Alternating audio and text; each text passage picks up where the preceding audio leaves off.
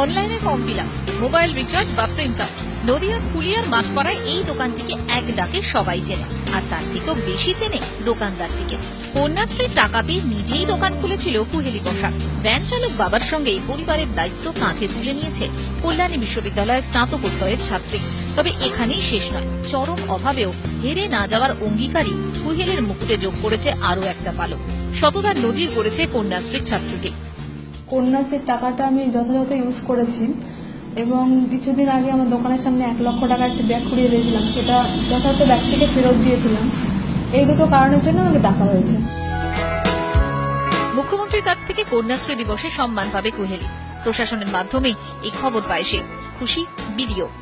Block থেকে সেইভাবে ওকে SVSKP যে লোন, এতে ওর ব্যবসাটাকে আরো বাড়াতে পারে সেটার আমরা ব্যবস্থা করে দিয়েছি এবং এই কাজের জন্য কন্যাশ্রী দিবসে মাননীয় মুখ্যমন্ত্রী ওকে সংবর্ধনা দিতে চাইছেন।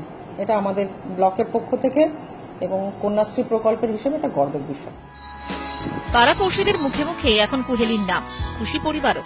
আর কুহেলি সে এখন নেতাজি ইন্ডোরে মুখ্যমন্ত্রীর হাত থেকে সংবর্ধনা নিতে যাওয়ার অপেক্ষায়।